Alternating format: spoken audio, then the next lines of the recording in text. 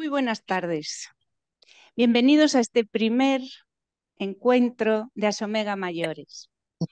Muchas gracias a todos los que estáis presentes y muchas gracias a todos aquellos que de manera offline os vais a conectar y a ver el trabajo que se va a presentar esta tarde.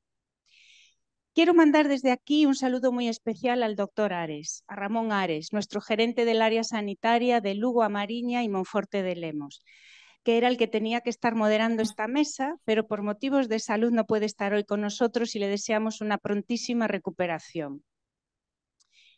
Quiero dar las gracias a la gerencia y gracias a todos los compañeros que han podido ayudarnos para que estemos hoy aquí en este magnífico salón de actos del Hospital Lucus Augusti de Lugo y a aquellos que han organizado para que estuviésemos aquí sentados. Gracias por extensión a lo que es Alsergas y a la Consellería. Hoy presentamos la primera actividad de Asomega Mayores. Tras la exitosa puesta en marcha de Asomega Nova y Asomega Muller, vamos a dar inicio a Asomega Mayores. Aquí agradecer a los ideólogos y superilusionados compañeros de la Junta Directiva, Roberto Conde y Ramón Cadórniga, que han hecho posible que hoy estemos aquí. ¿Y por qué? ¿Por qué estamos hoy aquí con Asomega Mayores? Pues valga la redundancia, porque cada vez somos y seremos más mayores. Según la previsión del INE, en el año 2050 se estima que nuestra esperanza de vida media sean 87 años. Hoy tenemos 83. Y además, en el 2050, de una población estimada también del Instituto Nacional de Estadística de 50 millones de habitantes para España, habrá 16 millones de personas de 65 o más años. Esto representa un 32% de población por encima de 64 años.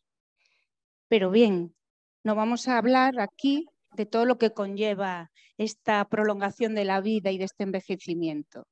Lo que queremos es, desde Asomega Mayores, lo que queremos es que sea mejor y por ello queremos defender que sea mejor individualmente, empoderando a las personas mayores para que sean agentes activos en la gestión de su envejecimiento.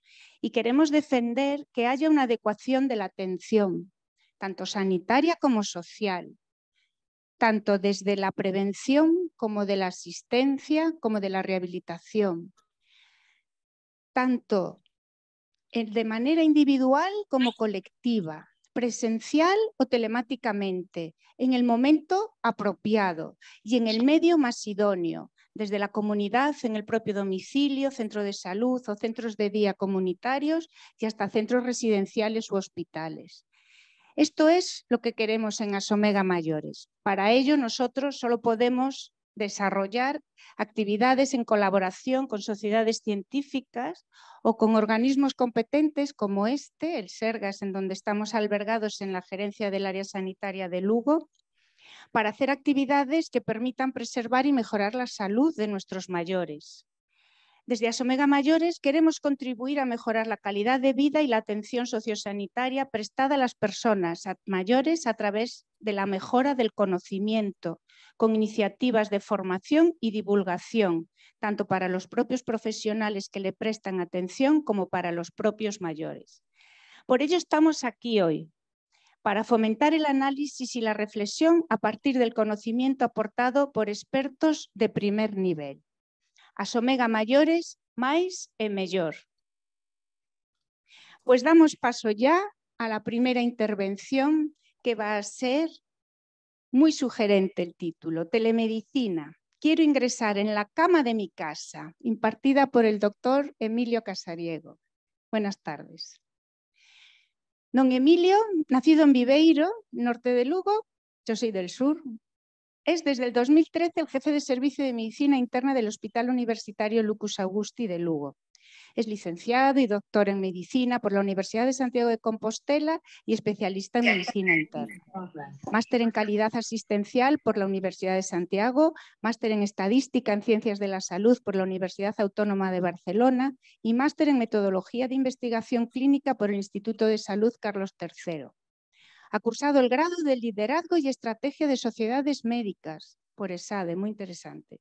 Y ha sido el presidente de la Sociedad Gallega de Medicina Interna entre 2004 y 2006 y de la Sociedad Española de Medicina Interna, la SEMI, del 14 al 16, coordinando numerosos proyectos de investigación e innovación que dan lugar a multitud de publicaciones y de ponencias a congresos. Es profesor asociado de Medicina de la Universidad de Santiago de Compostela desde 1989 y dirige aquí en Lugo el proyecto de investigación Fogar Digital y Hospital 2050. Bienvenido y sugiéranos su exposición con ese título tan cautivador. Doctor, quiero ingresar en la cama de mi casa. Adelante. Pues muy buenas tardes a todos. Muchísimas gracias a todos ustedes. Muchísimas gracias, Sigma, por la presentación. Antes de comenzar, quisiera decirles que para mí realmente es un privilegio estar hoy aquí, en mi hospital, en un foro de Asomega. No puedo menos que estar agradecido a la asociación, a Asomega, a todos los que estáis aquí, a Pilar, a Roberto, a Damaso, por su inmensa amabilidad, por contar conmigo en un foro como este. Realmente me hace mucha ilusión poder hablar en mi hospital, poder hablar en nombre de Asomega, de un tema que realmente es bastante cambiante y bastante revolucionario. La cuestión parte de que todos pensamos que en la vida las cosas son muy inamovibles y cuando hablamos de salud y de sanidad, pensamos que las cosas cambian poco. Estamos acostumbrados a la vida del hospital, a los ladrillos, estamos acostumbrados a grandes estructuras sanitarias que con el paso de los años e incluso de los siglos se han modificado poco. Y sin embargo, en todas partes, en todos los momentos hay grandes revoluciones. Y esas revoluciones pueden llegar de manera inesperada, como es el caso de lo que estáis viendo ahí, donde una estructura pensada para perdurar y para estar, de repente, por un capricho de la naturaleza, de repente se ha quedado tan absurda como inservible. ¿Eso puede estar pasando también en la sanidad en estos momentos? Pues probablemente sí, porque en estos momentos estamos viviendo una gran revolución en muchos aspectos. Quizá no la sepamos ver, porque la tenemos delante de nuestras narices. Pero muchas cosas están cambiando, pero de las cosas que están cambiando más, quizá lo más asombroso es el cambio del propio paciente. Este es un paciente del año 1975 que, como veis, era, aparte de los cambios que podéis ver en las habitaciones, un hombre joven, de barba bien poblada, totalmente negra. Y este es un paciente del año 2021 en el mismo hospital. Las cosas han cambiado bastante. Los pacientes han cambiado. Los pacientes de los hospitales no tienen nada que ver con los que había cuando yo empecé a ejercer la profesión. De hecho, si nos fijamos lo que ha pasado en este mismo centro, desde que comenzó el siglo, la edad media de los pacientes ha incrementado en 5 años. Los pacientes son distintos con todo lo que conllevan. No solo son más mayores, también tienen más enfermedades y están bastante más enfermos de lo que estaban en aquella época. Solo tenemos que ver el aspecto de unos y otros para darnos cuenta que esto era así, ¿no? Otra de las cosas en que ha revolucionado mucho la cuestión es la cuestión de la cama. Cuando planteamos cómo es un hospital, siempre planteamos a una persona metida en una cama. Y tanto para médicos como para pacientes, cuando queremos tener poder, llevo tantas camas, mi hospital es más grande porque tiene más de 1000 camas, siempre hablamos en camas. Eso se lo hemos transmitido incluso a los pacientes. En este hospital hay una anécdota magnífica de la década de los 80, cuando un paciente, harto de que no lo llamasen para ser operado, se coló una noche y se encadenó una cama, al grito de aquí no me muevo hasta que no me operen. Por lo tanto, ese poder de la cama, ese poder extraordinario que tenía la cama, parece que se está perdiendo en un cambio de actividad enorme que está sucediendo.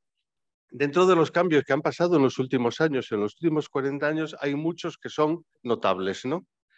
No solo el paciente ha cambiado la tecnología, que es apabullante, ha cambiado la complejidad en la que nos movemos, ha cambiado continuamente toda la actividad que nos rodea. Eso ha hecho que sea cada vez más complicado, por favor, la siguiente.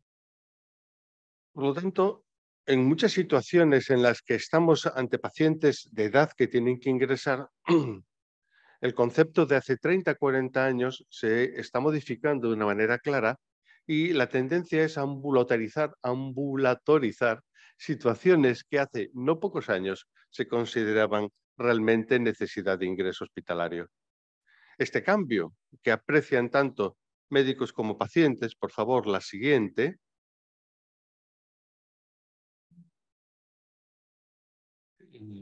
obliga a diseñar nuevos escenarios de atención. Estamos acostumbrados a ver cómo cambian las salas quirúrgicas y cómo los quirófanos de antes no se parecen en nada a los quirófanos de ahora. Y tenemos que pensar que también los procedimientos... Por favor, la anterior. Y tenemos que pensar también que los procedimientos y las herramientas de trabajo tienen que ser completamente distintas en el momento actual a como eran hace 40 años. Procesos asistenciales y herramientas de trabajo son nuevos elementos que condicionan cómo prestamos la atención y que condicionan cómo vamos a manejar a los pacientes en el futuro. Por favor, ahora sí, la siguiente. Y una de estas herramientas, que son las que tenemos en la actualidad para manejarnos, puede ser perfectamente la telemedicina. Una herramienta que, en su concepto más básico, todos conocemos. Es simplemente hacer un trabajo asistencial en la distancia con el paciente colocado en su casa y con el facultativo o el personal asistencial en su domicilio. Realmente también me vais a poder decir, telemedicina hemos hecho siempre. El teléfono tiene más de 100 años y nos hemos manejado así. Pero la gran diferencia es que ahora somos capaces de no solo enviar la voz, también enviamos la imagen y mensajes de chat, pero podemos monitorizar las constantes y enviar la tensión arterial, la frecuencia cardíaca, la saturación. Y con las nuevas camisetas podemos enviar un montón de parámetros. También es posible enviar electros. Incluso el paciente se puede hacer una ecografía a sí mismo y nosotros ver el resultado en casa, por no decir un electrocardiograma, una bioquímica en seco o los registros de los dispositivos implantados, que cada vez son más y que es posible seguirlos en directo lo que está ocurriendo desde el domicilio. Por lo tanto, tenemos una cantidad de información nueva en un instante que somos capaces de recibir en tiempo real y que esa información debería ser útil para manejar a los pacientes. La siguiente, por favor.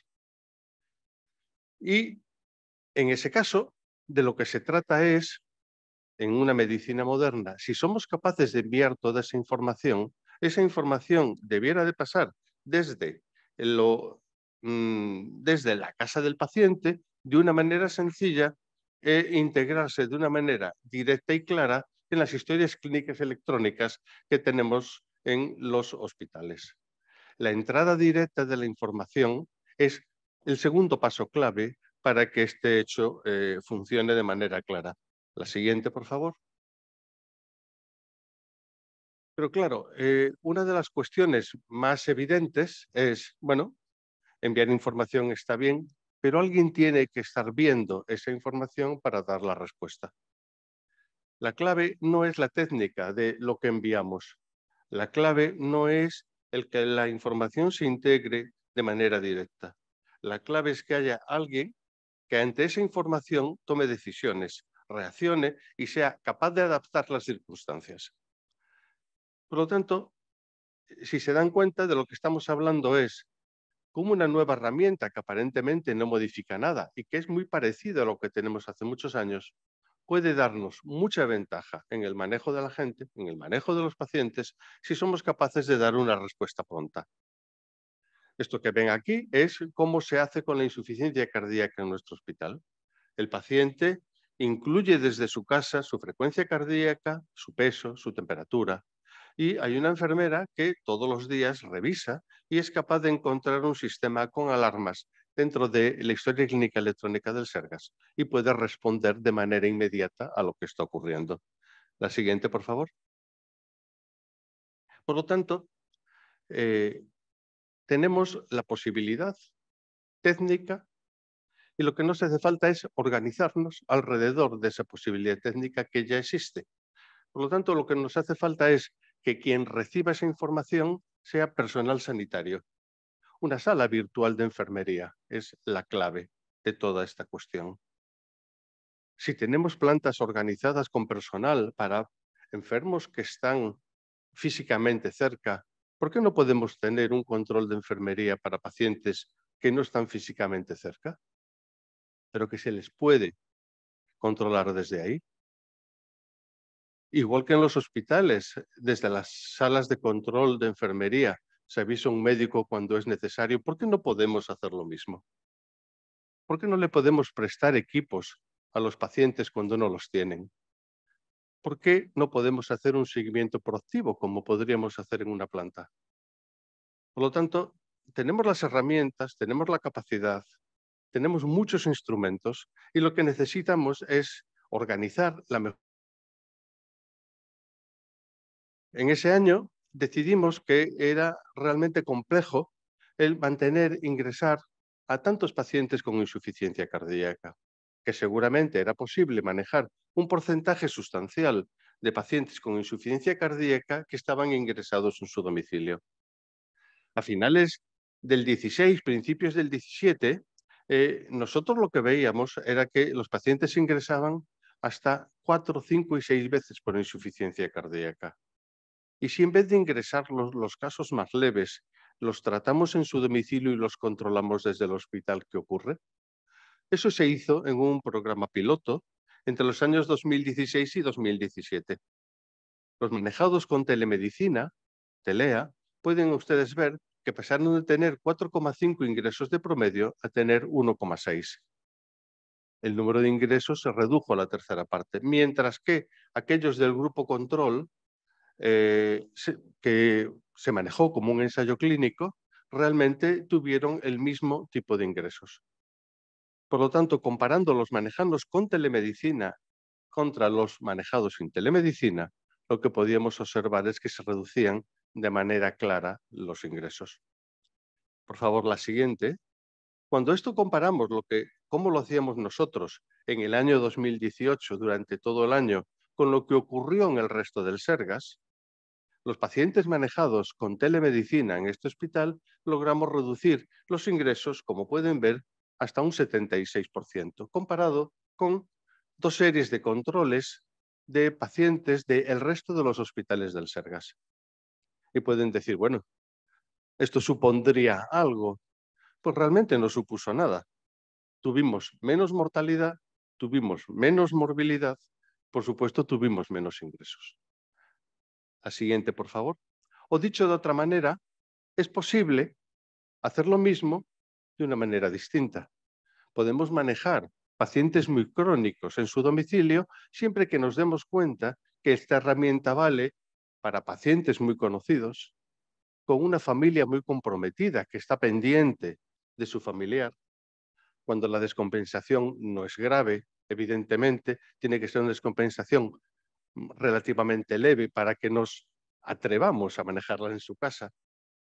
Cuando sea posible hacer un control estricto y cuando el paciente sea manejado por sus médicos y enfermeras habituales desde el hospital, que lo conocen, que se tienen confianza mutua.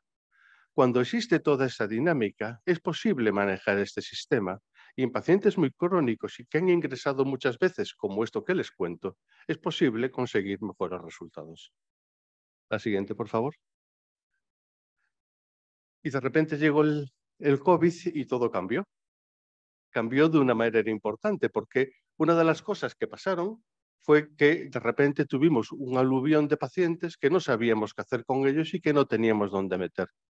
La siguiente pregunta es, ¿vale? ¿Y esto serviría para manejar a los pacientes con COVID? O sea, en vez de ser pacientes muy conocidos, con una enfermedad muy conocida y que tenemos un conocimiento de cómo es su familia, nos puede servir para manejar una enfermedad aguda en un paciente desconocido, al que no conocemos de nada, en un ambiente que desconocemos. Yo que era muy escéptico, la verdad es que sorprendentemente sí. El resultado fue que cuando vimos lo que aconteció en este hospital donde se manejó telemedicina en las primeras olas de COVID, y esto es en la ola que fue desde diciembre del 20 a marzo del 21, cuando lo comparamos con el resto de Galicia, vemos que los pacientes manejados con telemedicina ingresaron menos veces, sus ingresos fueron menos cortos, pero más precoces que los que ingresaban en otros hospitales, lo cual podría explicar que el fallecimiento durante la hospitalización fuera menor. La siguiente, por favor. Y otra cosa que ocurre es, bueno, ¿y si hacemos telemedicina a los que se van de alta de hospital? ¿Qué ocurre?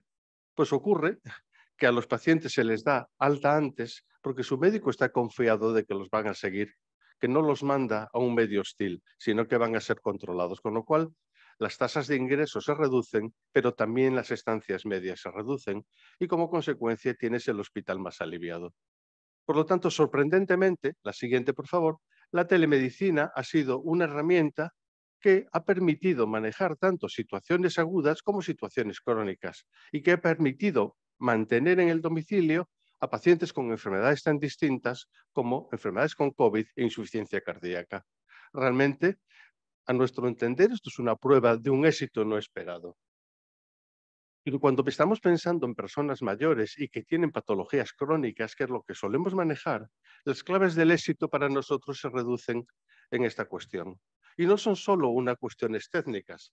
Posiblemente las cuestiones técnicas sean las menos importantes, y eso que en Galicia lo son, donde, por ejemplo, es difícil manejarse con una wifi en una casa de piedra, donde no todas las áreas tienen una buena conexión y que hay que paliar esos problemas técnicos.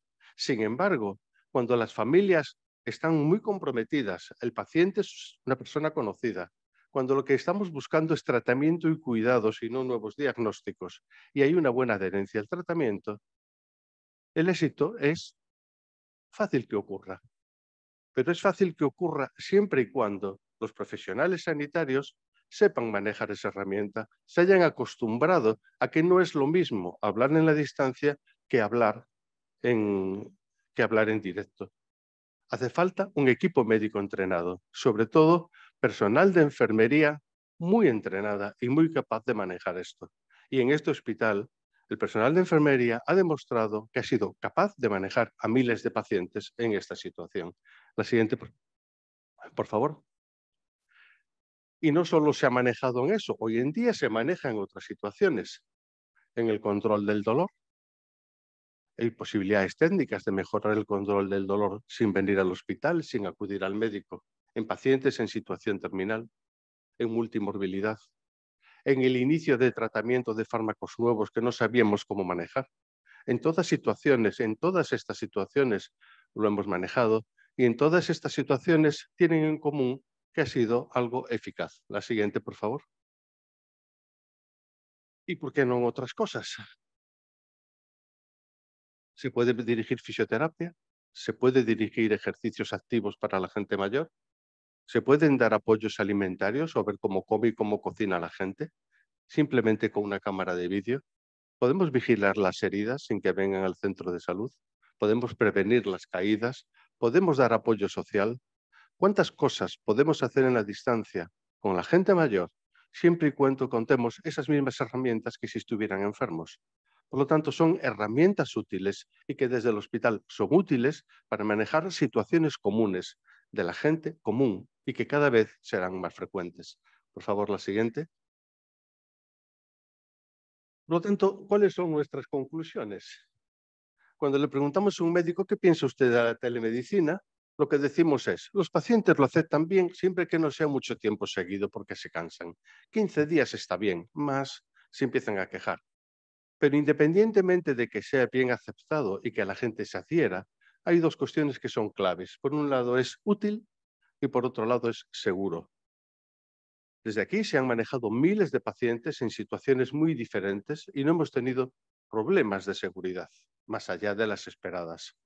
Elegir bien a los pacientes es una clave ideal para que esta herramienta sea considerada tan segura como útil. La siguiente, por favor. Y los pacientes no lo expresan igual, pero lo expresan con frases como estas que les podemos decir. Cuando les pasamos las encuestas de satisfacción de ¿qué piensa usted de esto? Todos tienen valoraciones por encima del 9 sobre 10. Pero más importante que las valoraciones son las frases que nos dicen, frases como esta, frases como la que inicia la charla. Lo que yo quisiera es que la próxima vez no me ingrese usted. Siempre que pueda, déjeme en mi casa. La siguiente, por favor. Adelante. Y eso es muy importante porque cada vez más nos damos cuenta que los médicos tratamos personas, no solo enfermedades. No me han operado del estómago ni me están tratando la diabetes. Somos personas que tienen problemas de estómago y que podemos tener diabetes mellitus, insuficiencia cardíaca o todo junto. La siguiente, por favor. Si hablamos de enfermedades, tendemos a industrializar la medicina. Y la medicina industrializada tiene un problema y es que puede matar el alma de todos nosotros, que somos los que apoyamos, curamos y aliviamos. La siguiente, por favor. Por lo tanto, necesitamos entender que el mundo está cambiando, que la evolución es enorme y que necesitamos nuevos procesos que integren las nuevas realidades y nuevas herramientas como la telemedicina que se integren en esos procesos, lo que obliga a nuevas formas de trabajar. La siguiente, por favor. Y tenemos que hacerlo, porque si no nos podemos quedar tan perplejos como se quedó este señor, que no se dio cuenta cuál era la realidad. Y cuando la realidad cambia, si no sabes dónde estás, puedes quedarte colgado de la manera más indigna posible, como le ocurrió a este buen hombre. La siguiente, por favor. Y nada más. Muchas gracias.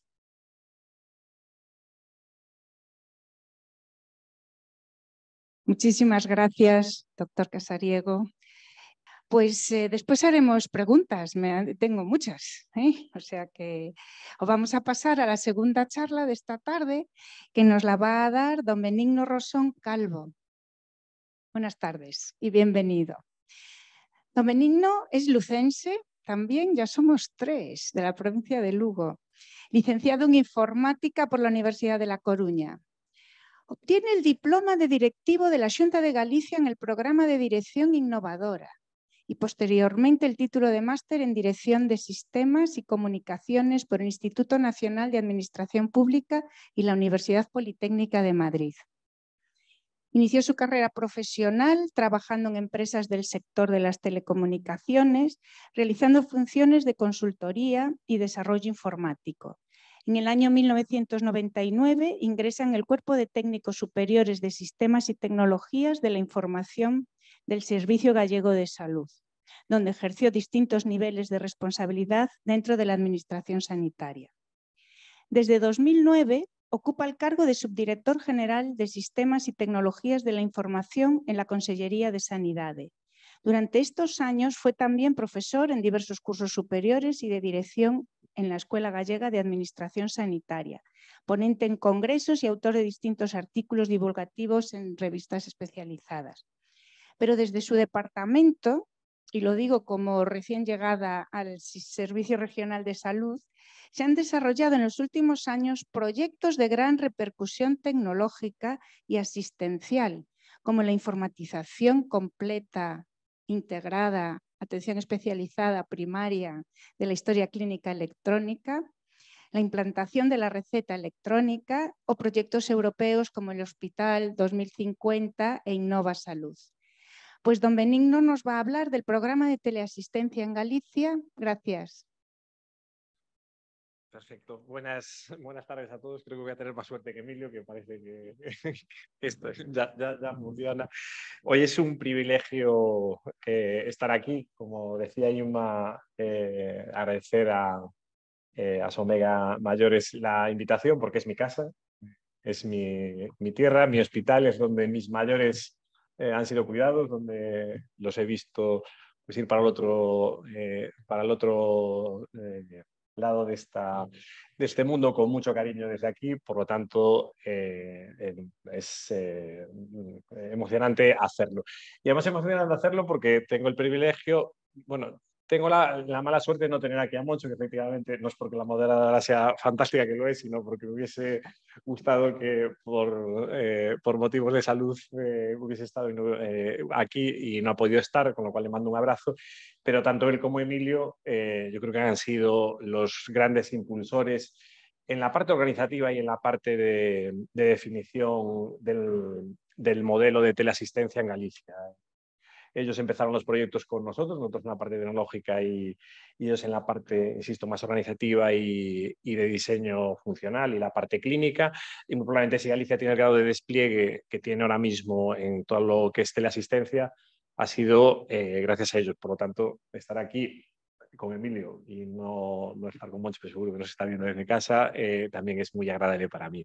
Y como decía Ima, pues yo en este ratito que voy a estar con vosotros os quería dar la otra visión, la más tecnológica y hacia dónde vamos con esto del uso de la tecnología. Yo creo que en Galicia y en España muy probablemente una tendencia que es muy global, ¿no? Yo creo que venimos de tiempos en donde lo hemos pasado muy mal con la pandemia, pero una de las pocas cosas que ha traído esta pandemia ha sido la potenciación de esas tecnologías que parecía que ya daban muchas cosas y que muy probablemente pues con la necesidad hace la virtud han roto barreras de miedos, dudas que había sobre que, bueno, porque decíamos que el hospitalcentrismo o el querer atender a los pacientes de una manera cercana, cuando ya yo creo que la ciudadanía venía reclamando otras cosas, porque como decía Emilio, el mundo va cambiando, pues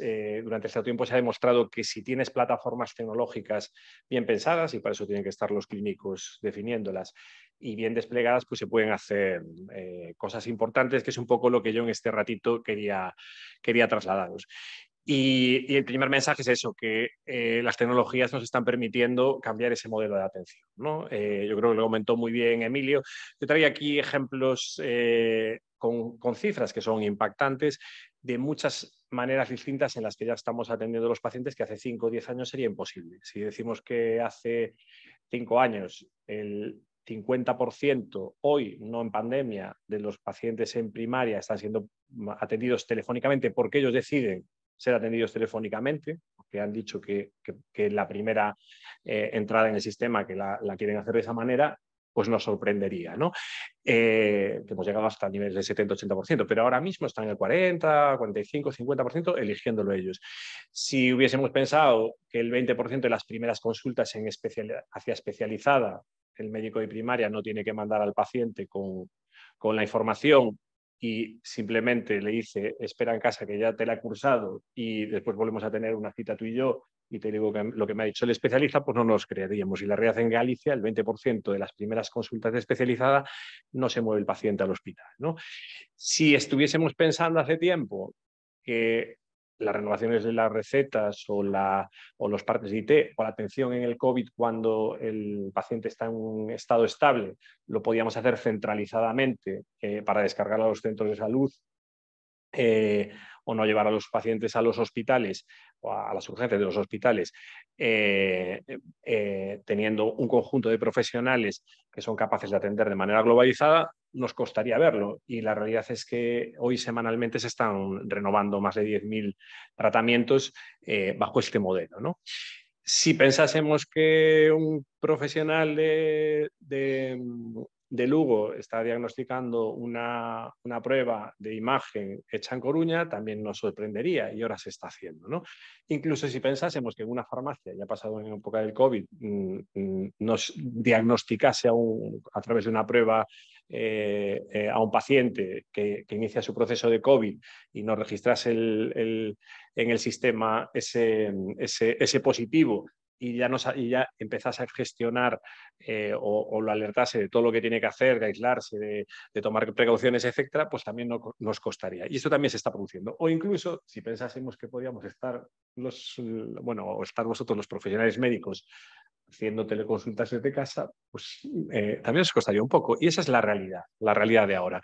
Por no hablar ya de todo el tratamiento o el seguimiento de los pacientes cuando tienen cardioimplantables o tienen bombas de insulina, etcétera, que está habiendo una monitorización en la casa, ¿no? Por lo tanto, creo que el modelo es muy obvio que está cambiando y es muy obvio que se está haciendo cada vez de manera más generalizada. Por tanto, esa consulta, que yo no sé si es más tecnológica o más humana, porque también nos está permitiendo que el profesional actúe más cercano al paciente, se desplace allí, o esas maneras o esos nuevos canales no resulten agresivos para cada uno de ellos, pues esa consulta más tecnológica y más humana está produciéndonos, como decía, unos cambios que cada vez más se van a ir notando, porque como decía Emilio, el ciudadano decide y está decidiendo que ese modelo o sobre ese modelo se sienta cómodo, ¿no? Bueno, ¿qué estamos haciendo nosotros para que eso funcione? Pues poniendo herramientas. Como decía Emilio también, muy oportuno, el teléfono sigue siendo un gran aliado, pero también hay otro tipo de herramientas que están funcionando muy bien, ¿no? Y yo vuelvo a poner así ejemplos de impacto ahí. Nosotros tenemos una plataforma que nos permite que el ciudadano consulte su historia clínica, se baje una imagen o incluso registre proactivamente información suya y que eso esté accesible hacia el profesional en su historia clínica. Bueno, pues esto nos lleva a que de los 2.700.000 ciudadanos que tenemos, 1.300.000 hayan accedido en este último año a esa carpeta de salud, ¿no? Es decir, bueno, esto a mí me pasa. Si mi suegro ingresa hoy y le dan de alta en urgencias, yo está saliendo por la puerta de urgencias y sé ver el informe puedo acceder y sé ver ese informe. Porque he hecho también lo hemos hecho de una manera inclusiva y esto como estamos hablando de mayores es importante. Ya lo veréis, la tecnología la utilizan los mayores, pero también hay que hacer que la tecnología que no pueda utilizar los mayores la utilicemos pues a lo mejor los menos mayores y que los cuidamos o los cuidadores más no tan familiares sino más profesionales, ¿no? Entonces nosotros lo que hemos hecho también un esfuerzo normativo alrededor es permitir que haya un acceso delegado a todo este tipo de sistemas. Es decir, yo tengo acceso, porque me lo ha consentido, al historial de mis suegros o al de mis hijos, ¿no? Y esto también es importante a la hora de consultar y a la hora también de registrar información, ¿no? Tenemos una plataforma de teleasistencia que, como ha comentado Emilio, ha atendido o hemos utilizado en más de 100.000 pacientes en el COVID. Están ahora mismo 6.000 pacientes crónicos utilizándola y estamos haciendo en Galicia el teleseguimiento de ellos en 15 patologías. Y ya lo veréis después en una slide un poquito más de detalle. Ya nos han registrado 2 millones de variables clínicas desde que empezó esta plataforma a funcionar en toda Galicia, ¿vale? Por tanto, ya es un uso muy extendido de esta manera complementaria de hacer la atención, porque al final es una manera complementaria. Y pues tenemos nuestro sistema nuestra aplicación general de acceso al sistema que nos permite tener una tarjeta virtual y ya no tener una tarjeta física, que nos permite o nos ha permitido en el COVID descargar 2.600.000 certificados de vacunación.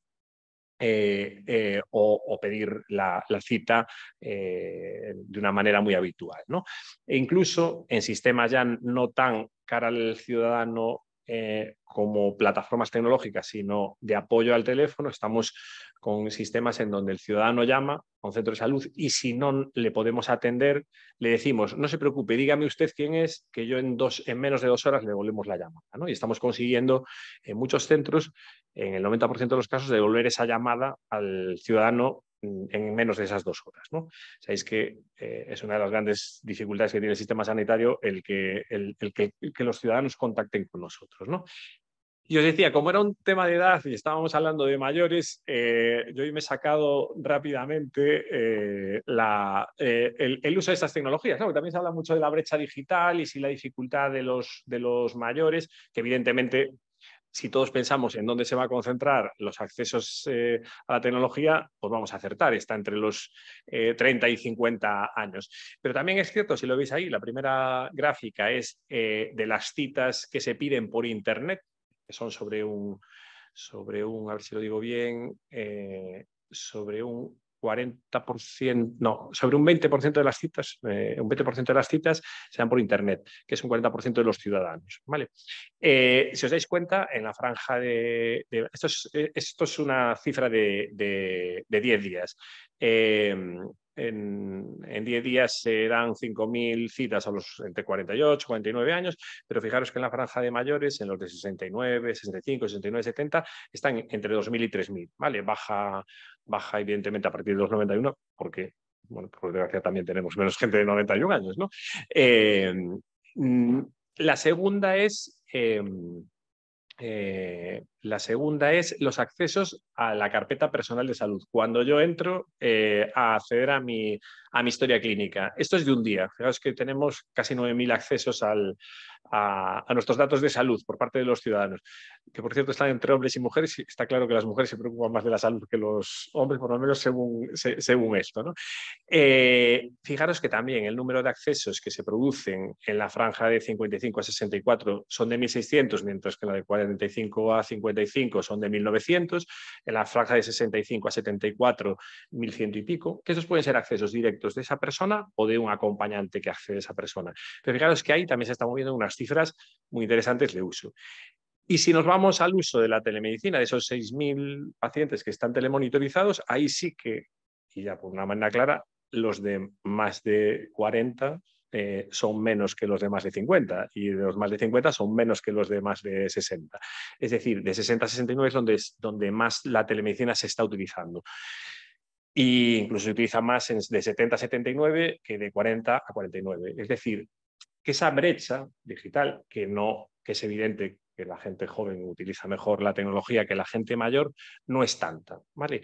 Yo creo que, y además hay que entenderlo como un modelo complementario, por lo tanto, yo creo que es una muy buena noticia y además, insisto, hoy la saqué diciendo, salga lo que salga, lo voy a contar aquí y creo que son buenas noticias lo que estoy contando, que yo creo que ya se preveía un poco si seguimos un poco el cómo ha ido utilizando todo el mundo el acceso a la tecnología.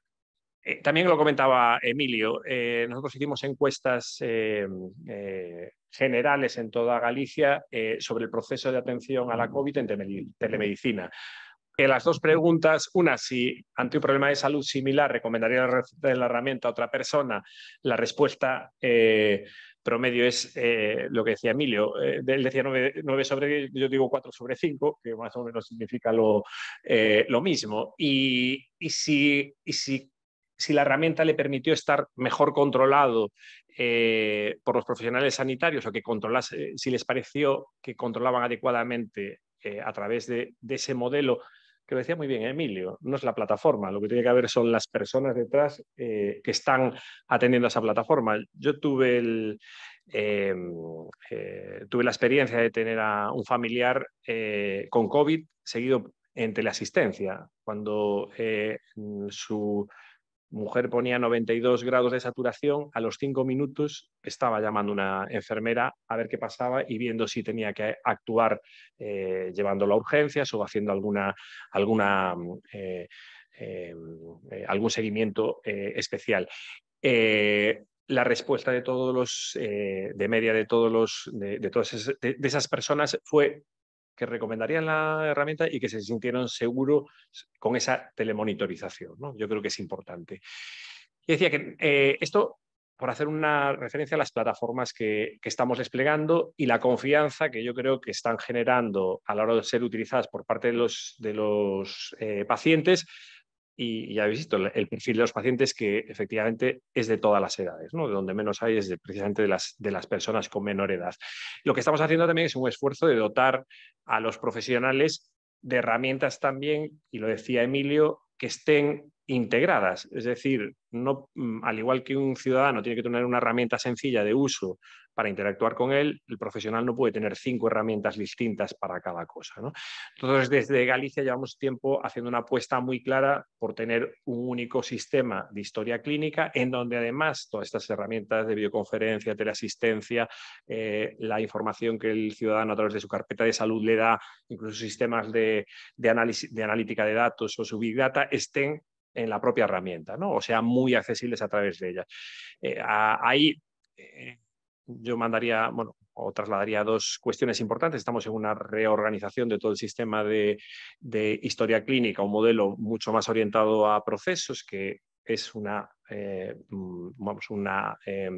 actualización de nuestro sistema de historia clínica, y estamos en una acción ahora de introducir 15.000 pantallas para que todos los profesionales una videoconferencia la puedan hacer sin tener que buscar una cámara, un sitio donde estar, sino que desde su propia estación diagnóstica, sentado en su consulta o donde le toque estar, pueda hacer una videoconferencia con un ciudadano, con otro profesional, con quien él quiera, ¿vale? Y estamos también haciendo, y esto también creo que es muy importante para todo lo que son las personas mayores, un esfuerzo de trasladar nuestro modelo de historia clínica y nuestro trabajo con la historia clínica a las residencias sociosanitarias. En dos vertientes. Una, dando acceso a todas las residencias sociosanitarias al historial clínico del paciente para que lo consulte y para que escriba en él. Y fijaros que ahí, de los 300 y pico residencias sociosanitarias que tenemos, en más de la mitad ya tenemos implantado nuestro modelo de historia clínica. De hecho, en la última semana yo volví a coger datos.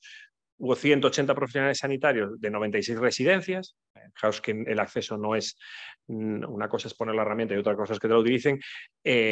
Consultaron más de 7.000 historias y escribieron más de 1.500 notas o informes. Aquí tenemos una apuesta clara y un compromiso con servicios sociales para trabajar con la misma herramienta y en modo colaborativo, ¿vale? De hecho, se va a distinguir clarísimamente un paciente institucionalizado y le estamos diciendo a las residencias que tienen que emplear un modelo de historia compartida, es decir, escribir en los mismos sitios donde escriben nuestros profesionales y de una manera clara toda la evolución de ese paciente, ¿no? Por parte de todos los sanitarios que ahí trabajan. En la herramienta de teleasistencia no me voy a parar mucho más, porque yo creo que Emilio lo contó muy bien, todas las funcionalidades que tiene, de encuestas, de notificaciones, de método asíncrono. Yo creo que también lo trasladó muy bien. Es muy importante tener, y la herramienta lo tiene, integrado, insisto, en la herramienta de historia clínica, una estación de control en donde puedes ver todos tus pacientes telemonitorizados, cada uno en su perfil. Pues un médico ve los pacientes que tiene su cupo de primaria, una enfermera las que tiene bajo su control, y tiene un sistema de alertas que le permite rápidamente ver qué pacientes están descompensados o tienen falta de adherencia y no están haciendo algo para poder actuar sobre ellos, ¿no? Sí que traía estos datos también rápidos en donde se ve que la evolución de nuestra plataforma es de consolidación. Fijaros, por un lado tenéis en color lila las biomedidas, y si en el 2019 se registraban 72.000, en el 2020 se registraron 800.000, en el 2021 terminamos con 1 millón, ¿no? O sea que faltando este año en esa cuenta, llevamos más de 2 millones de biomedidas. Hubo un impacto grande, y lo comentó Emilio, en el uso de la plataforma, y la consolidó en el COVID, pero también es cierto que ante pacientes crónicos, en muchas patologías se está manteniendo esa asistencia. De hecho, han ido digamos, entrando en la plataforma para telemonitar ciertos pacientes hasta que consolidar un número muy interesante. Y también en las residencias sociosanitarias, que esto es importante, en residencias sociosanitarias donde no hay profesional sanitario, que es una realidad, desplegamos la herramienta de teleasistencia para que el personal no sanitario nos pueda mandar la información relevante de las personas que allí están y poder actuar desde el hospital, ¿no?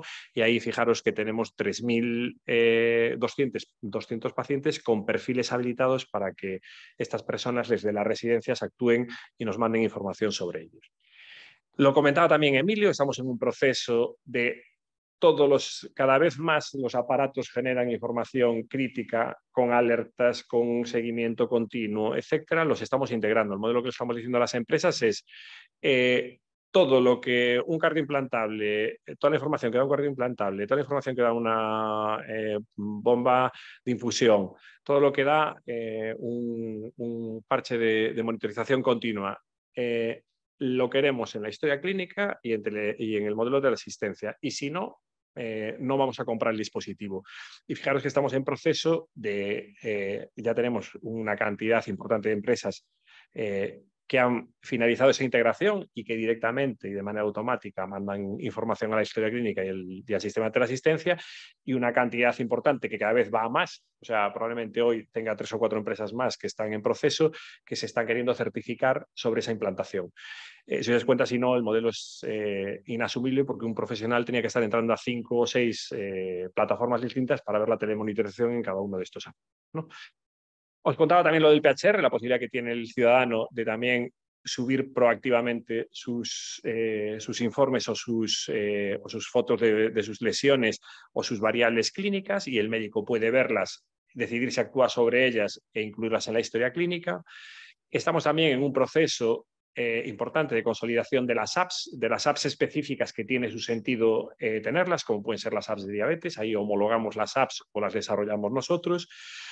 Y lo que os decía, y por finalizar un poco, en un camino que hemos recorrido desde el 2004 y una apuesta por tener una historia clínica única y utilizada por todos los profesionales que intervienen en el ámbito de salud del paciente, y donde cada vez le hemos ido sumando más funcionalidades, más herramientas, y lo hemos intentado hacer de una manera lo más cohesionada y homogénea posible, pues estamos en estos puntos que yo os contaba, ¿no? Pero con un claro objetivo que nunca hemos perdido, que esa tecnología tiene que ser vertebradora y es la que conecta a la sanidad o a los sanitarios con los pacientes, ¿no? Y por terminar, que estamos hablando de los mayores, evidentemente, y esto saldrá también en el debate, y lo decía Steve Jobs, la simplicidad es la mayor sofisticación. Tenemos que trabajar, y desde el ámbito de las tecnologías esto lo tenemos claro, en que las herramientas para los profesionales y los ciudadanos sean lo más sencillas posibles, ¿no? Para los ciudadanos, si toda la monitorización se está produciendo y no se están enterando, es lo fantástico. Esto no va a ser siempre así, pero si ellos tienen que interactuar, que sea lo más sencillo posible. Y los profesionales lo que tienen que tenerla es de una manera integrada, con un uso, yo creo que también lo hablaremos, importante cada vez más de la inteligencia artificial, con modelos de industrialización, como decía Emilio, pero trabajando en que las cosas sean sencillas y fáciles. Será como consigamos que nuestros mayores se sigan beneficiando cada vez más de esa tecnología. Y hasta aquí termino, y nuevamente agradeciendo a Saumega la invitación que me ha hecho y en donde he podido disfrutar este ratito contando todas estas cosas. Muchísimas gracias, don Benigno.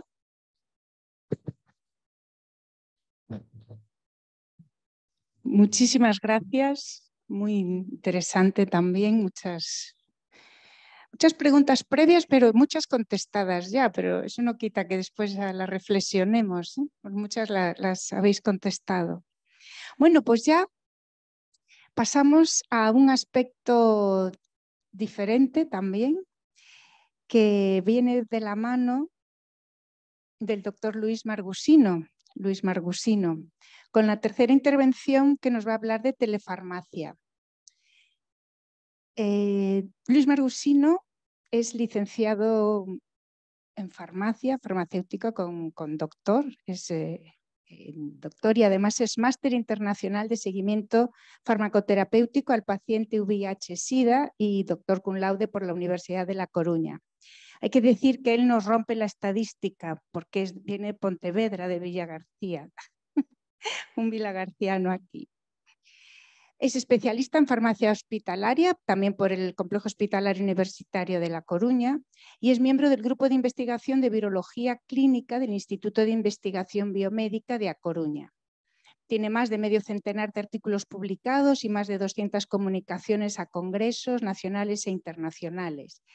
Desde enero de 2013, pues es jefe de sección de atención farmacéutica del complejo hospitalario en La Coruña, en el complejo hospitalario.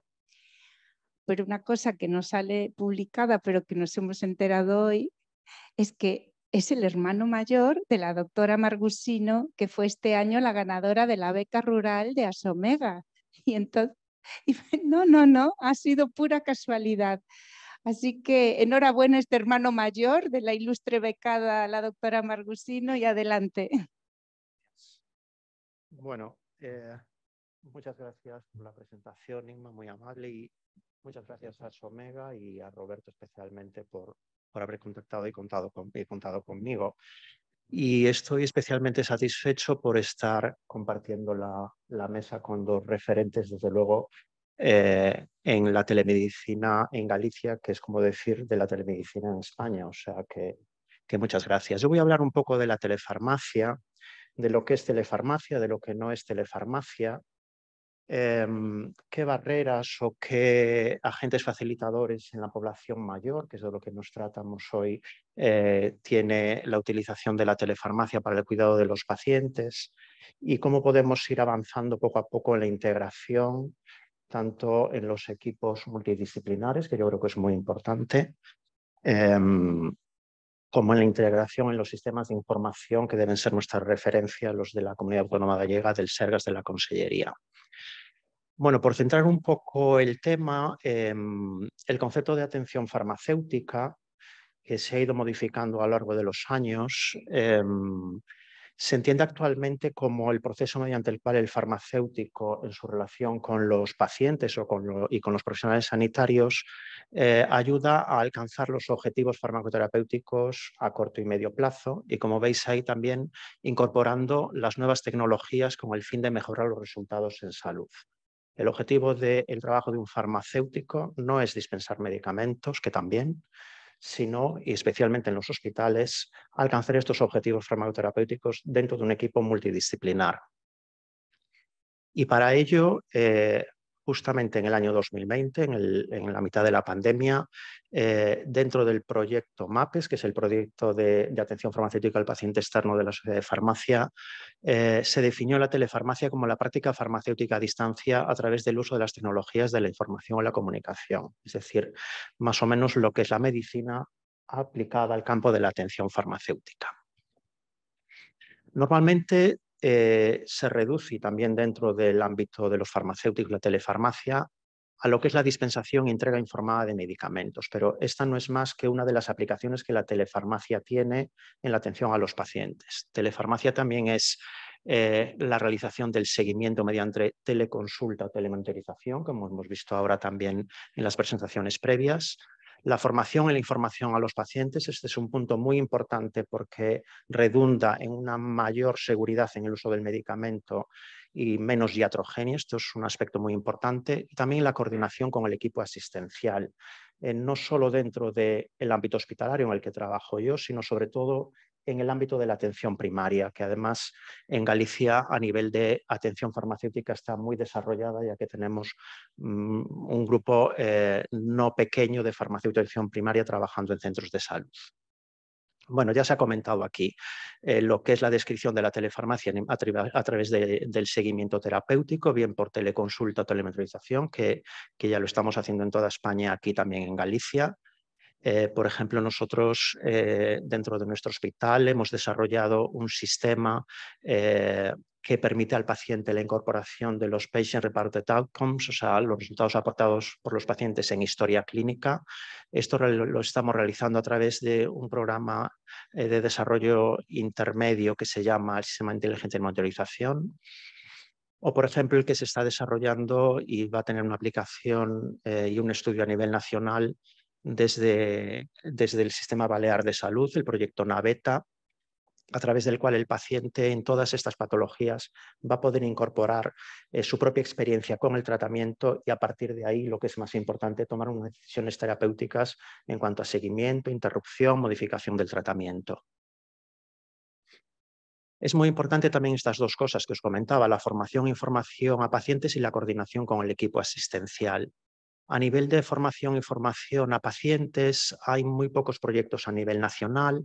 El más importante desde mi punto de vista es eDruida. eDruida es una plataforma que han diseñado los farmacéuticos del Servicio de Farmacia del Hospital AFE de Valencia, a través de la cual informan y forman a los pacientes externos, a los pacientes de consulta, en multitud de patologías. Y además tiene unas herramientas y unas aplicaciones y unas webs y unos blogs que están validados con la información rigurosa y veraz para la atención a estos pacientes.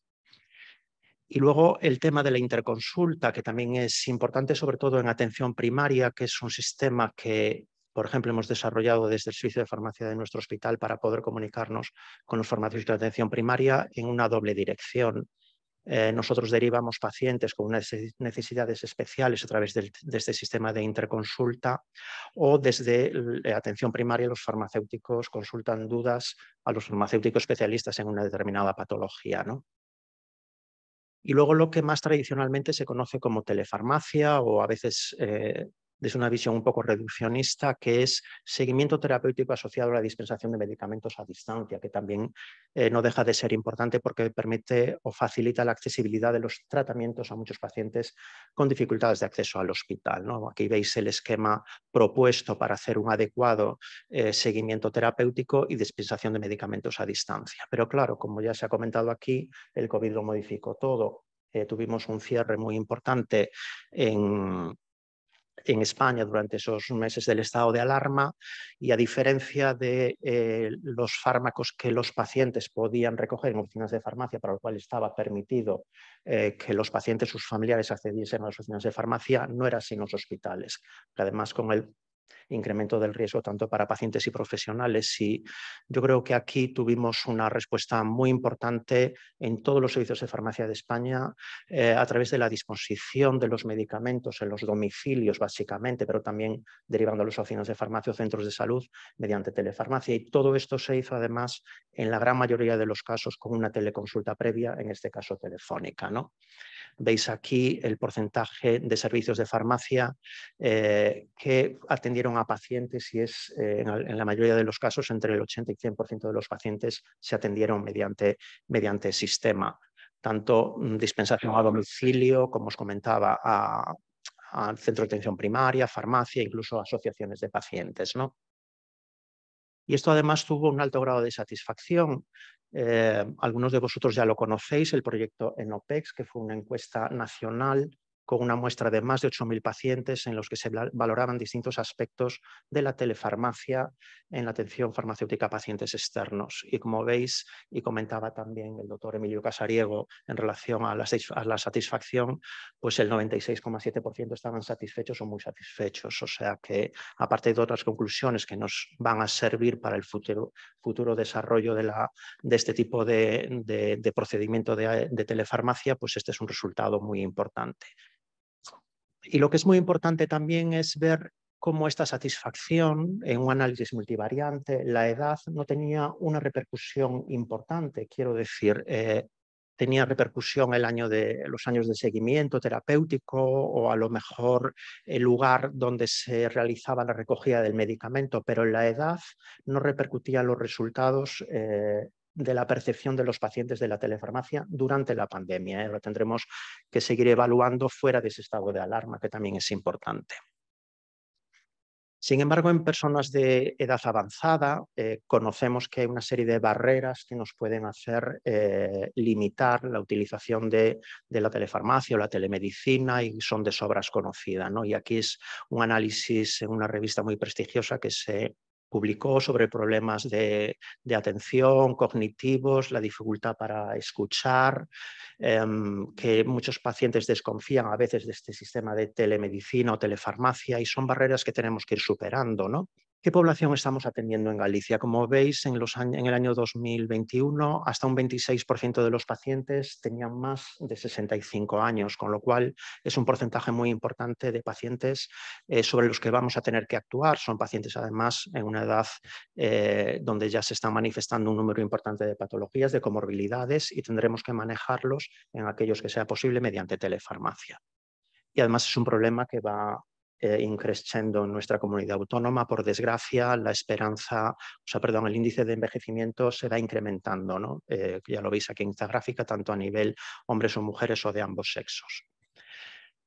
Para traeros un ejemplo de cuál es la situación de los pacientes en nuestro servicio de farmacia, que podría ser muy similar a otros servicios de farmacia y otros hospitales de Galicia, ¿no?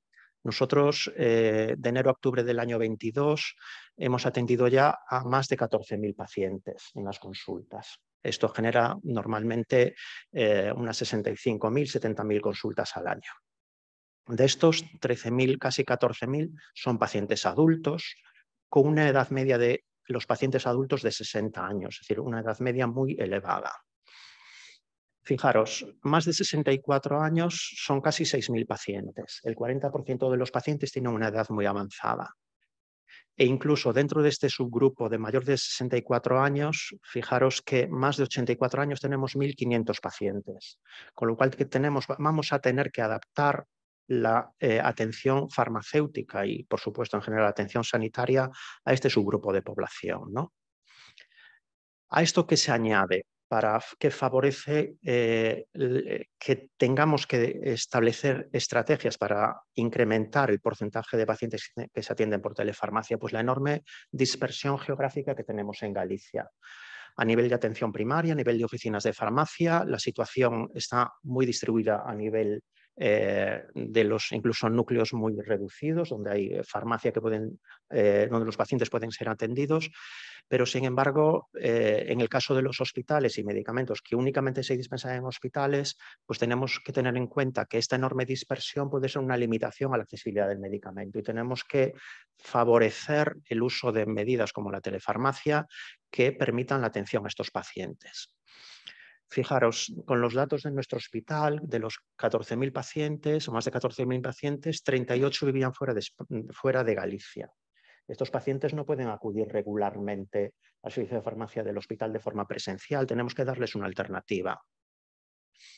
Incluso de estos pacientes que atendemos en la farmacia, muchos, un número no menor, viven fuera de la provincia incluso. E incluso dentro de los pacientes que atiende nuestra área sanitaria, solo el 50% de los que atienden nuestra área sanitaria viven en La Coruña. Otros viven en el área metropolitana más cercana o más lejana. Y necesitamos darle una solución a través de la telefarmacia. Otro aspecto que podría ser limitante, pero yo creo que no lo es tanto, coincido ahí con Benigno Rosón, es el tema de la brecha digital. Veis aquí datos del Instituto Nacional de Estadística del acceso de usuarios a Internet en los últimos 3 años. Y veis que, aunque sí se va reduciendo conforme se incrementa la edad, el acceso a Internet incluso en pacientes de 75 años es bastante elevado. Galicia no es una excepción en este sentido. Veis aquí el análisis comparativo por comunidades autónomas y veis que las personas que han utilizado Internet en los últimos años oscila entre el 89 y 94%. No es distinto al resto de comunidades. Y luego incluso en pacientes que tienen más de 75 años, pues hay evidentemente una reducción del acceso a Internet, pero como decían antes los ponentes, pues tenemos que facilitar el acceso y la utilización de herramientas de telemedicina no solo al propio paciente, sino a sus familiares y a sus cuidadores debidamente autorizados. Y veis aquí que el porcentaje se ha ido incrementando conforme el tiempo juega a nuestro favor para la disminución de la brecha digital, ¿no? Esto también tenemos que tener en cuenta que el uso de las nuevas tecnologías, de las TICs, va a estar condicionado también por la localización, el tamaño de población de donde el paciente y sus familiares residen, pero tampoco tiene un efecto muy significativo, con lo cual coincido con Benigno Rosón que la brecha digital se va a ir disminuyendo y puede ser un problema que es bastante salvable. ¿Qué estamos haciendo ahora en relación a la telefarmacia dentro de la Sociedad Española de Farmacia Hospitalaria? Bueno, dentro del proyecto MAPES, que os comenté hace unos momentos, del cual soy uno de los 3 coordinadores, pues estamos implantando y desarrollando una serie de documentos metodológicos que ayuden a los farmacéuticos a un aprovechamiento más eficiente de la telefarmacia, ¿no? Veis aquí los 7 documentos que hemos desarrollado a lo largo de este año, de esta primera fase del desarrollo estratégico de la telefarmacia, entre las cuales pues, quiero destacar de todos esos documentos la guía de telefarmacia para pacientes. Es muy importante informar al paciente qué consiste en telefarmacia, cómo manejar las herramientas, cómo acceder, personalizar en cada caso las herramientas en función de sus necesidades y de sus capacidades. Bueno, este es un díptico que le vamos entregando a los pacientes para informarles de lo que es la telefarmacia. Otro aspecto muy importante es el modelo de priorización de pacientes en telefarmacia. Es un trabajo, un documento muy importante porque aparte de los criterios de inclusión y exclusión de pacientes en telefarmacia según una serie de variables, pues nos va a permitir la priorización de pacientes que entran en este sistema de atención sanitaria, ¿no? Pues por supuesto teniendo en cuenta la capacidad tecnológica, las limitaciones de la actividad física o dependencia, la inclusión en un programa de medicina o la edad, grupos de edad, la situación geográfica también. Esto es muy importante para hacer un uso más eficiente de la telefarmacia, ¿no? O, por ejemplo, no posibilidad de acceso por transporte público, que en una área sanitaria como La Coruña tenemos a veces muchos problemas porque pacientes tardan a lo mejor 3 o 4 horas según el núcleo rural en que estén residiendo y la telefarmacia esto lo puede solventar. Dentro de la atención de estos pacientes de edad avanzada, que muchas veces viven en zonas rurales, estamos desarrollando un proyecto a nivel nacional, que es el proyecto Telémaco, que es un proyecto de telefarmacia para seguimiento de pacientes que viven en zonas rurales en coordinación con farmacias rurales. Aquí hay algunas iniciativas en el área de Berín y de Shinzo que van a ser incorporadas, y esto permitirá al paciente tener un contacto, por un lado, a través de la telemedicina, a través de la telefarmacia, pero también un contacto dual a través del farmacéutico de oficina de farmacia de su pueblo, de su aldea o de su ciudad que vivan en una zona rural. Pero, por supuesto, lo que estamos ahora intentando hacer, y hay algunas iniciativas en los hospitales de Vigo y en los hospitales de Santiago, en los servicios de farmacia, es utilizar los excelentes servicios de telemedicina que tenemos a través del Sergas y de la Consellería de Sanidad para el seguimiento de pacientes, ¿no? Entonces, bueno, hay una iniciativa en farmacia oncológica del Hospital Universitario de Santiago. Hay un perfil de farmacia. Estábamos comentando antes de la charla, y en eso estoy de acuerdo con Benigno Rosón, que esto probablemente tengamos que cambiarlo, hacer un equipo y hacer un seguimiento que no sea exclusivo de farmacia, sino que sea del paciente oncológico y que permita incorporar biomedidas y también estos resultados aportados por los pacientes. Y ya finalizo diciendo que, al igual que presentaron anteriormente, lo que pretendemos es desarrollar una atención farmacéutica a través de esta plataforma de Sergas Móvil. Tenemos que hacer más eficiente la atención.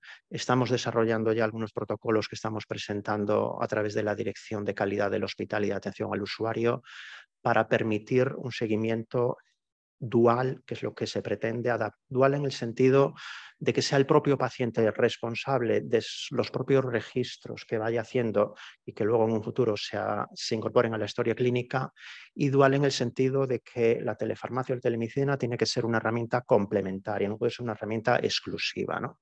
Esto supone un cambio de paradigma. Yo creo que nos queda trabajo por delante, especialmente en el ámbito de la farmacia y de la telefarmacia. Hay un aspecto legislativo que no podemos obviar por las implicaciones que tiene. Gracias a Dios, en la Ley de Ordenación Farmacéutica del año 99 ya nos permite indagar, y en esto es bastante adelantado, en el tema de la telefarmacia y de coordinación con oficinas de farmacia rurales, pero es algo que tenemos que asentar, tenemos que hacer las cosas bien, pero por supuesto temas relacionados con la tecnología y la formación también.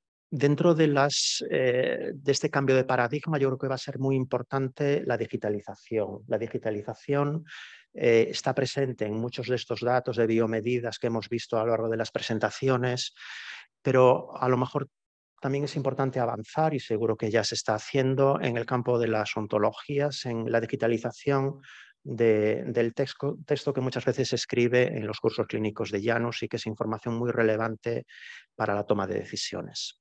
Y nada más, muchas gracias. Muchísimas gracias.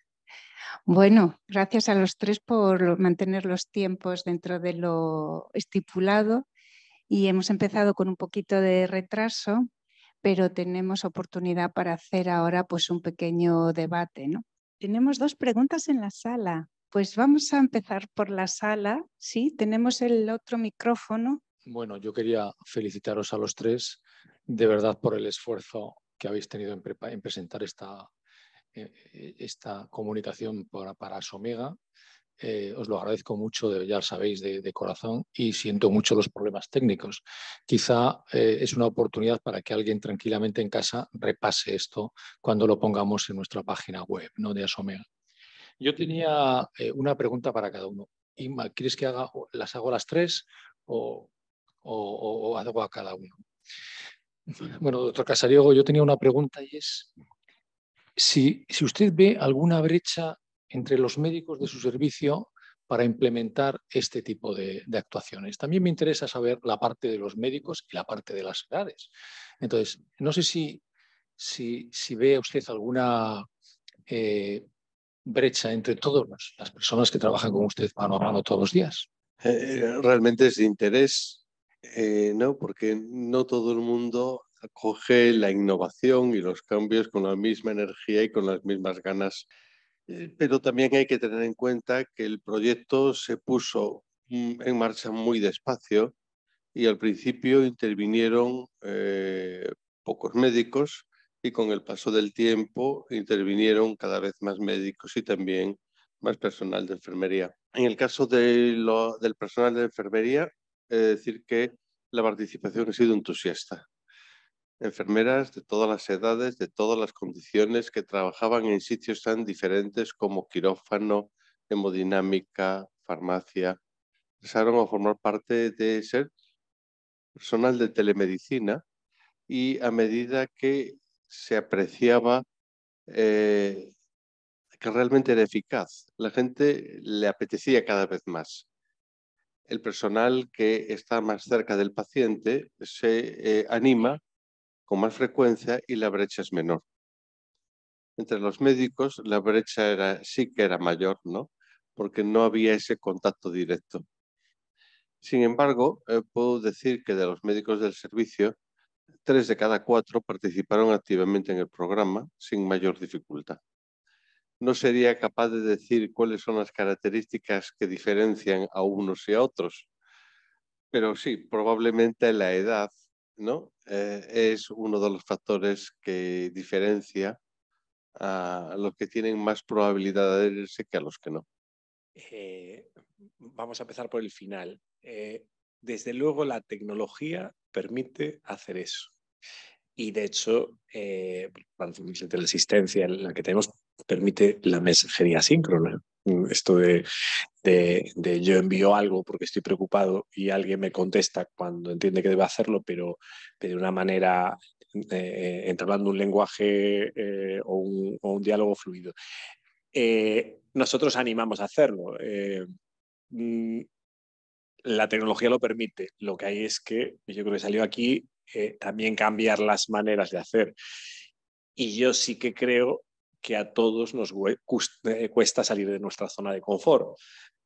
Y muchas veces todos en nuestro trabajo, porque tenemos mucha carga, porque tenemos cierto miedo a que si hacemos cosas distintas nos pueden generar problemas distintos, no solemos procedimentar en exceso, ¿no?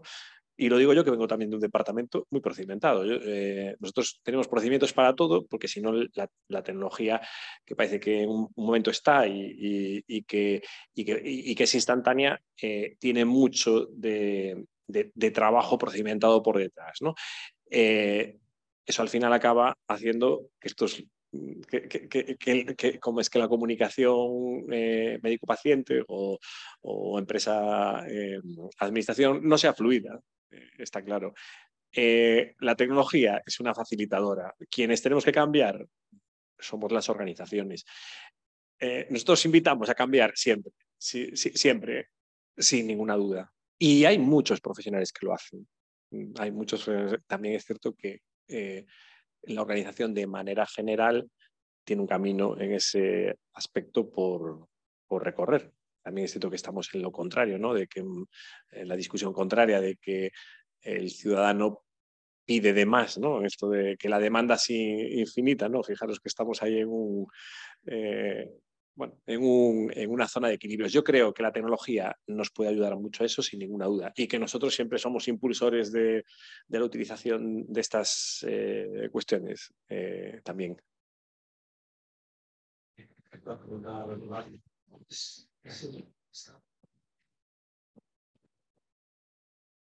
Sí.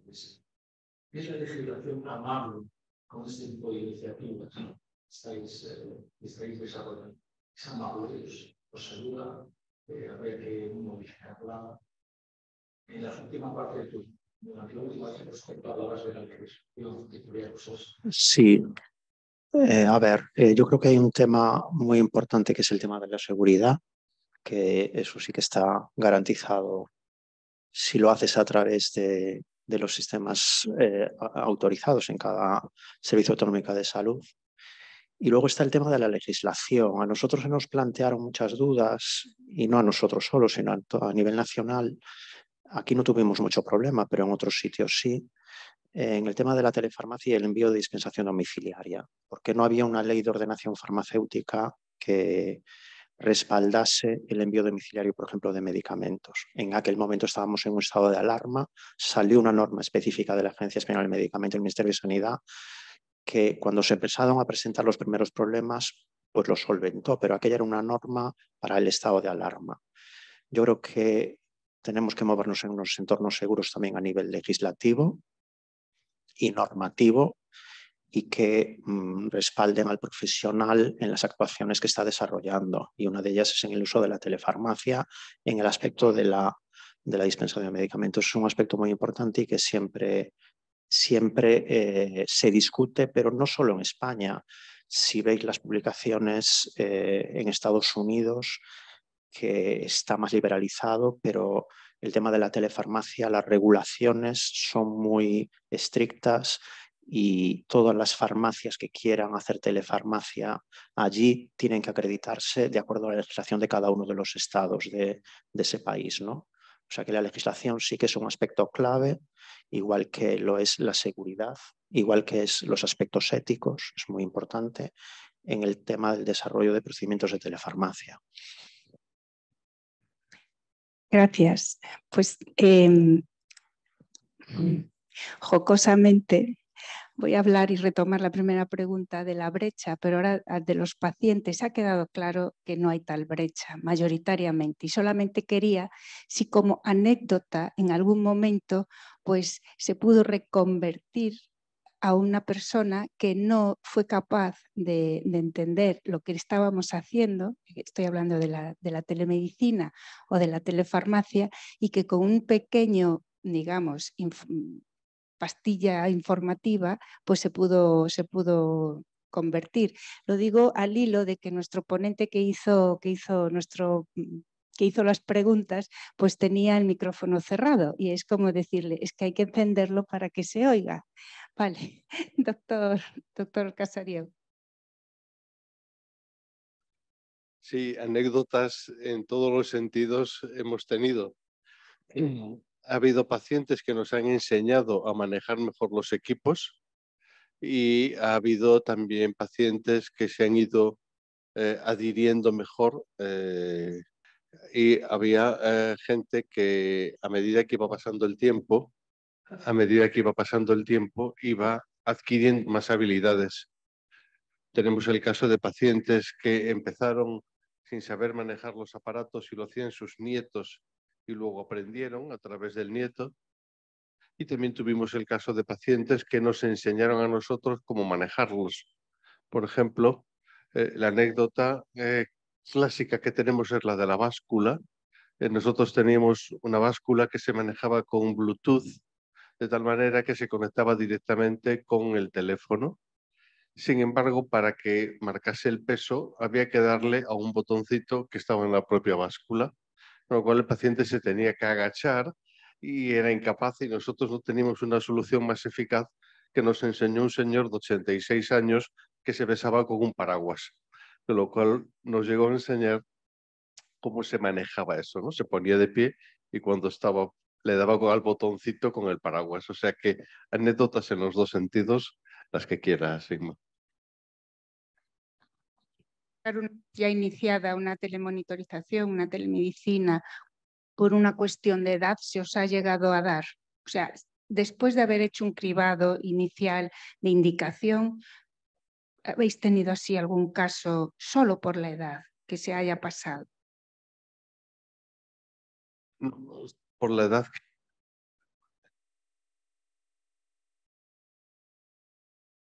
Aunque, pues sí, ¿no?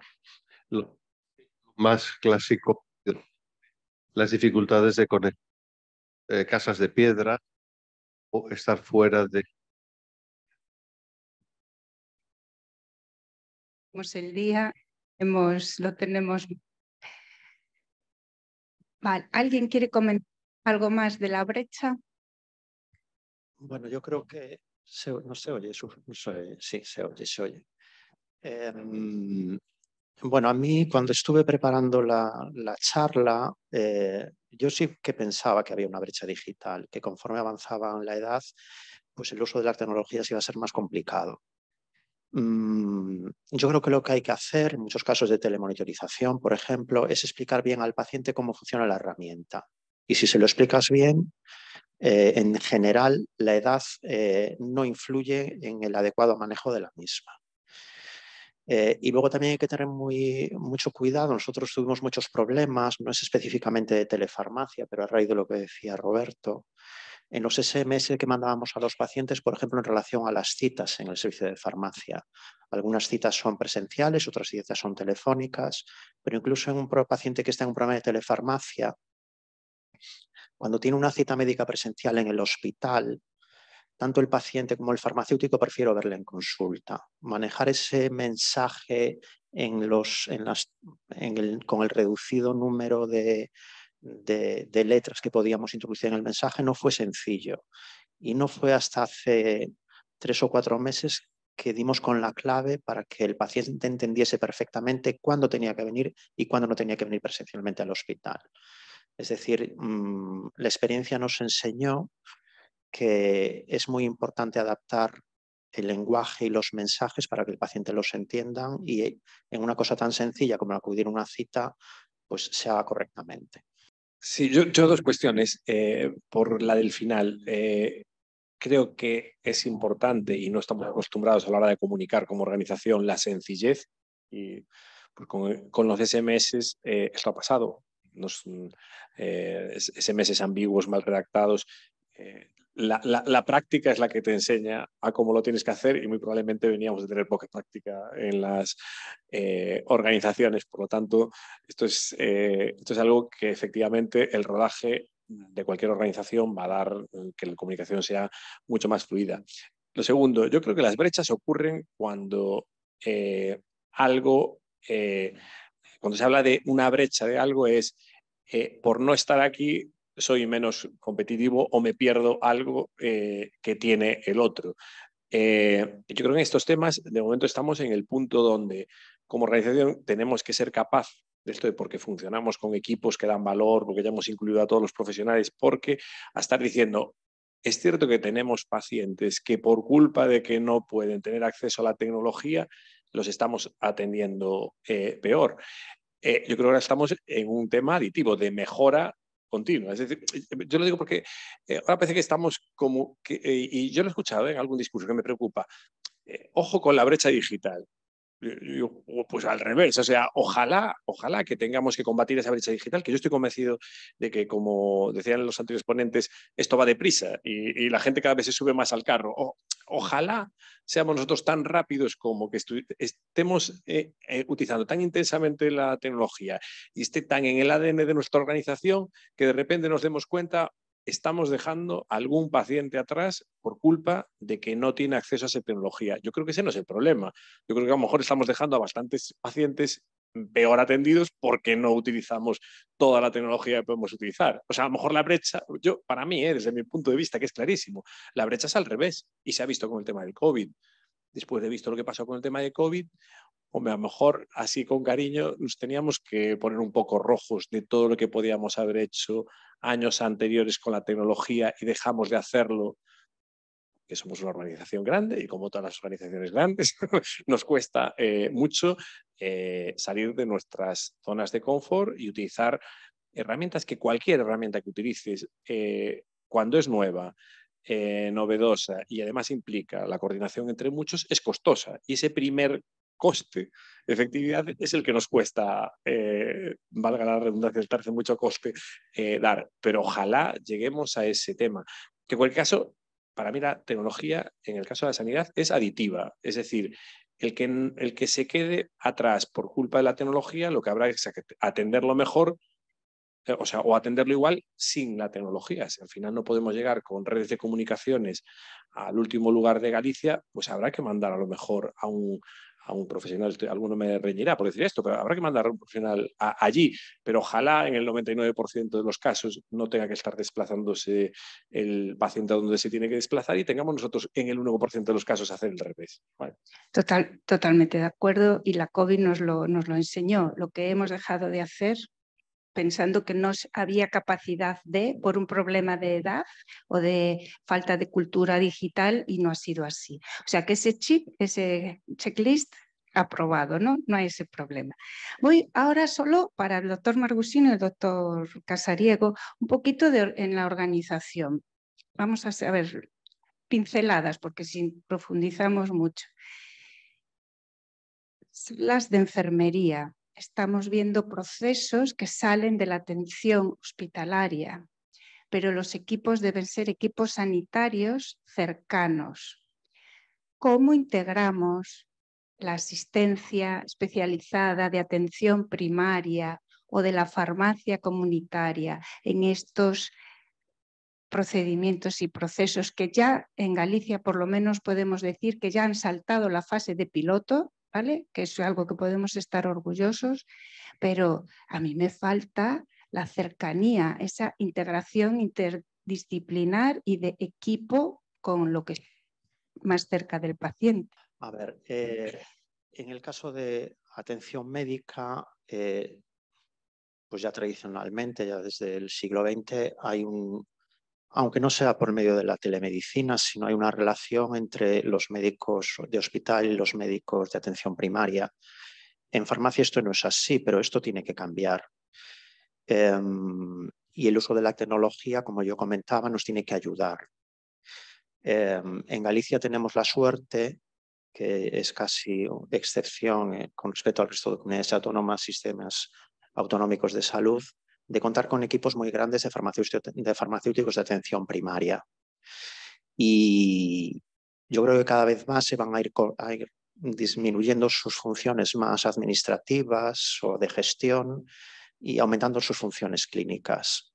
Tenemos que conseguir que la telemedicina permita hacernos un seguimiento, una atención farmacéutica, incluso una dispensación de medicamentos que sea más cómoda para el paciente, que permita una atención continuada con el uso de la telefarmacia. Será algo que tengamos que trabajar, evidentemente, a nivel estructural, a nivel de la organización, y la comunicación a través de sistemas como el que yo comenté, de la interconsulta de derivación de pacientes, tanto de primaria a hospital o hospital a primaria, es un ejemplo de ello. Desde luego es un éxito esa plataforma. Sabemos que hay sistemas de interconsulta dentro del Janus, a lo mejor la bidireccionalidad todavía no está a nivel de farmacia gestionada o abordada, pero seguro que se va a abordar, y trabajando conjuntamente lo tenemos que conseguir, porque yo creo que tiene que ser un sistema también no eficiente para el paciente, en el caso de la telefarmacia que lo es, sino eficiente para el sistema de salud.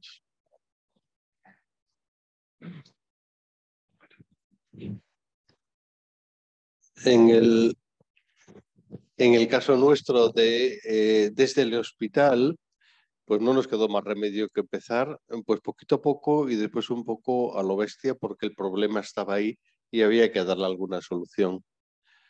Médicos y enfermeras aprendieron los unos de los otros rápidamente y evidentemente eso se va a extender, porque la tecnología, como dice Benigno, es adictiva. Y hubo momentos en la atención al COVID en que se nos sumaban pacientes que no esperábamos que se sumasen. Podíamos atender en un momento a un familiar y 2 meses después se quería unir un primo, un sobrino o alguien que había oído de esa atención y quería sumarse. Por lo tanto, las sumas de espontáneos de gente que no estaba prevista se convirtieron en una realidad. Lo mismo va a pasar en atención primaria. El hecho de que se extienda va a impulsar seguramente a los pacientes a pedir este tipo de soluciones en el futuro. ¿Qué hacer con los profesionales? Pues evidentemente parece razonable pensar que hace falta formación y empezar con procesos y programas básicos que los puedan ir uniendo. Si no lo has vivido, si no lo conoces, es muy difícil empezar. La estructura organizativa del Sergas debiera de, en nuestra opinión, porque esto lo hemos hablado en muchas ocasiones, crear este tipo de redes y de estructuras para primaria, porque la gente las va a reclamar. Y eso requiere formación y orden. Que lo demás, el gasto, ya está hecho. O sea, que estamos en fase de se puede mejorar, ¿no? La integración con los equipos primarios más cercanos del paciente. Dígame, doctor Mausinos. No quería añadir que en el caso de atención primaria hay una herramienta de telemedicina y telefarmacia que está implantada en el Sergas, que es la homologación sanitaria de recetas. Esto es algo único en España, es decir, los pacientes que están a tratamiento con medicamentos de diagnóstico hospitalario y que en gran parte de España tienen que acudir a inspectores físicamente para homologar o validar o visar una receta, en su caso rechazarla en otros. En Galicia en eso tenemos ya una ventaja con la receta electrónica. El farmacéutico de primaria ya recibe todos los días el conjunto de pacientes y los atiende telemáticamente que requieren esta medicación y actúa en consecuencia. O sea que vamos avanzando, progresando adecuadamente. Y una pregunta desde la sala.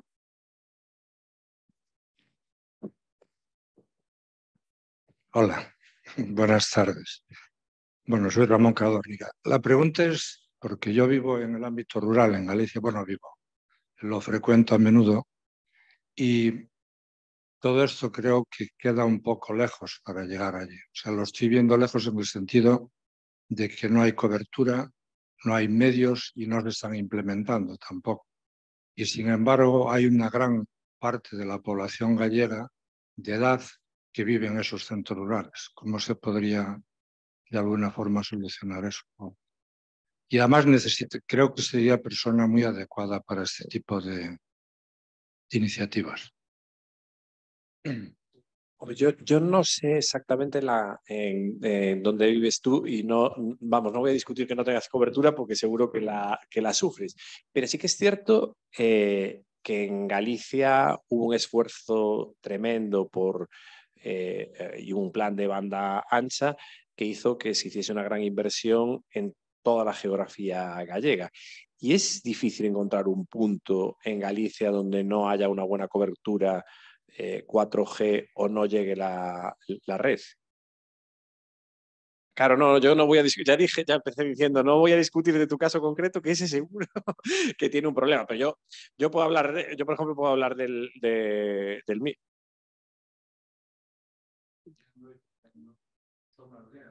Sí, pero yo creo que son puntos...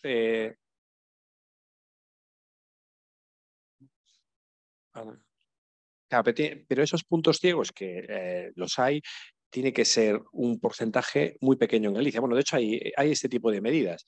Yo tengo la contraria de estar también, mi familia tiene una casita en un pueblo pequeño que se llama Naz, que son 4 casas más, y tener un ADSL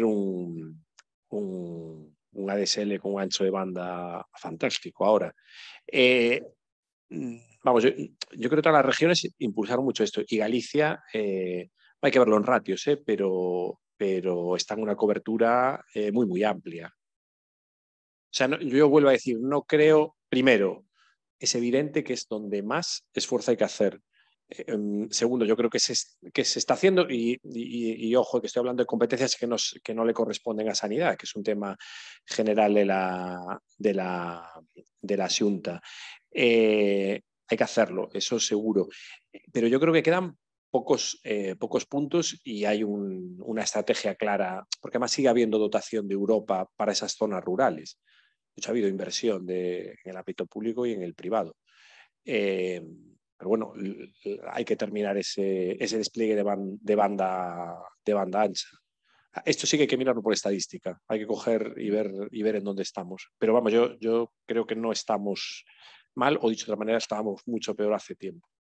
En nuestra experiencia, lo que ha pasado en los últimos años, desde que empezamos con esto en el 2017, ahora la mejoría ha sido evidente. Sobre el número de puntos ciegos, cuando teníamos problemas, se ha reducido de una manera apreciable. Hasta el punto de que en un principio teníamos que poner concentradores, o sea, esperar a casa del paciente a poner un concentrador para que fuese posible la conexión. A nosotros nos ha preocupado más el hecho de que la gente mayor se decide por comprar teléfonos móviles que son muy simples y que no siempre son capaces de adaptarse a esto, ¿no? De hecho, uno de los mayores problemas que tenemos es a la persona que le pide el teléfono al nieto, por lo menos en que se tiene que conectar, ¿no? Todos los puntos ciegos dentro de UAS es otra que combatimos pidiéndole a la gente que busque de conexión. Bueno, hasta 10 más. Lo vamos a... Nada, no...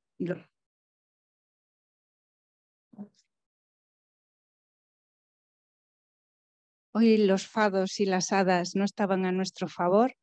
Lo vamos a dejar aquí. Ha sido súper interesante. Habría mucho más cosas que repasar. El qué hacer o dejar de hacer para que no nos pille el cambio de paradigma, porque esto ya es una realidad. Esto ha venido para quedarse, como otras muchas procedimientos y técnicas que se metieron en medicina con anterioridad. La gamificación, que un poco era lo que preguntaban desde la sala, ¿no? Cuando en estos programas de teleseguimiento, telemonitorización, telemedicina, pues vamos a meter también gamificación para educación sanitaria, educación para la salud, que eso es muy importante, y es enganchar al paciente a las tecnologías de la información. Podríamos hablar, que para mí sería una curiosidad enorme, la toma de decisiones, la preparación de los algoritmos, en dónde salta la alerta, en dónde ponemos los criterios de inclusión. Esto nos da para otra charla. Así que yo solo daros las gracias por vuestra simpatía, por vuestra claridad, por vuestro buen hacer. Y quedaremos otro día con Asomega mayores para solucionar todas estas preguntas que quedan en la mesa. Muchísimas gracias.